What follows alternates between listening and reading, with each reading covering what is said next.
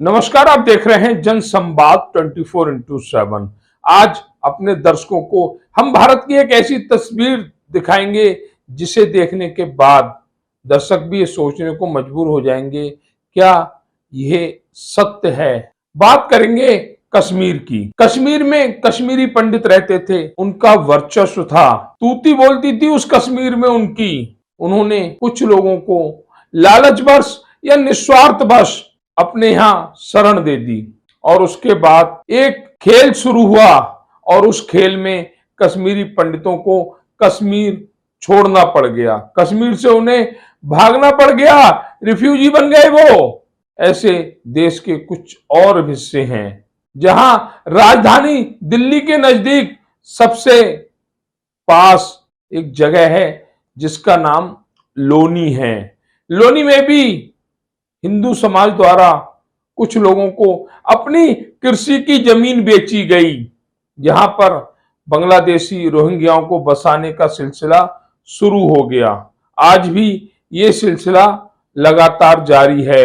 इन बांग्लादेशी रोहिंग्याओं के बीच कुछ हिंदू परिवार भी बस रहे हैं, क्योंकि ये परिवार अपने लिए आशियाना बनाना चाहते हैं, जिसके लिए उन्होंने किस्तों पर जमीन ले रखी है। अगर कोई भी घटना जैसे दिल्ली में घटी थी, दिल्ली में दंगे हुए थे, भूले नहीं होंगे लोग, ऐसा ही कोई प्रकरण अगर लोनी में घटता है तो तबाही मच जाएगी और इस तबाही के जिम्मेदार हिंदू समाज के वह लोग होंगे जो इस तरह अपनी भूमि को कुछ मुस्लिम डीलरों के हवाले कर रहे हैं। मुस्लिम कॉलोनियां बसाई जा रही हैं। हम किसी पर आरोप नहीं लगा रहे, लेकिन आने वाले दृश्य की कल्पना कर दर्शकों को बता रहे हैं। लोनी के किसी भी कोने पर चले जाइए, आपको अवैध रूप से कॉलोनियां बसती नजर आएंगी। ये कॉलोनियां जहां रेशो 70 और 30 का है, 70% अगर मुस्लिम समाज यहां पर आशियाना बना रहा है तो ऐसी ही कॉलोनी में 30% हिंदू अपनी कॉलोनियां बना रहे हैं, अपने घर बना रहे हैं। ये कॉलोनी बसाने वाले आपको इंस्टाग्राम पर, फेसबुक पर, यूट्यूब पर अपनी प्रॉपर्टी का एडवर्टाइज करते दिख जाएंगे। ऐसी कॉलोनियां विकास को भी अवरुद्ध करती हैं। इन कॉलोनियों में ना ही नालियां होती हैं, ना ही रास्ते होते हैं, ना ही बिजली के खंभे लगे होते हैं। ये लोग बाद में सरकारी विभागों को परेशान करते हैं, जबकि सच्चाई ये है, ये कार्य कॉलोनी काटने वालों का है कि अपनी कॉलोनियों में गलियां बनाएं, नाली खंजे बनाएं, बिजली के खंभे लगवाएं, लेकिन ऐसा कुछ नहीं होता। दिल्ली से परिवार आते हैं, बिहार से परिवार आते हैं, पूर्वी उत्तर प्रदेश से परिवार आते हैं और ऐसे डीलरों के चंगुल में फंस जाते हैं। आप खजूरी से पुस्ता चौकी तक जाएंगे तो ऐसे सैकड़ों डीलर आपको पुस्ते रोड पर ही अपनी दुकान सजाते नजर आ रहे होंगे। ये लोग लोगों को फंसाने का कार्य करते हैं।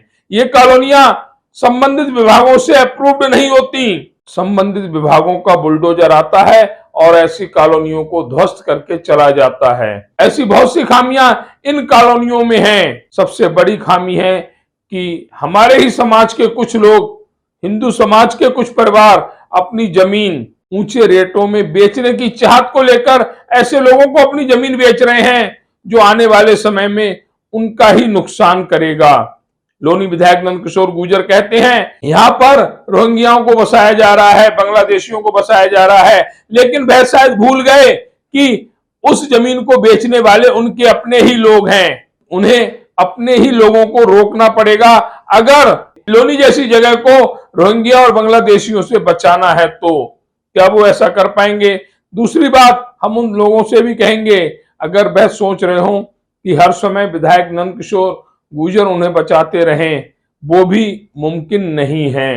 हिंदू हृदय सम्राट हैं, कोशिशें उनकी लाजवाब हैं, लेकिन हर समय एक सा नहीं होता। इसलिए अपनी जमीनों को बेचने से पहले विचार करें, ऐसे लोगों को बेचने से बचें जो लोग आने वाले समय में आपके ही दुश्मन बन जाएं।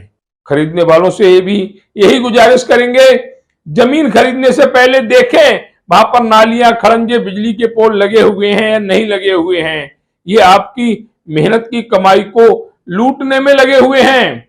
हर महीने आप देख लीजिए, जितने भी डीलर लोनी क्षेत्र में हैं, इनकी गाड़ियां बदल जाती हैं, क्योंकि ये आपको लूटकर अपना घर भरते हैं। अगर जनसंवाद की खबर आपको लगती है अच्छी और सच्ची, तो हमारे चैनल को लाइक और सब्सक्राइब करें। बेल आइकन बटन को प्रेस करना ना भूलें, जिससे कि हमारे और आपके बीच की दूरी कम हो, हम हमेशा आपके साथ अपडेट रहें।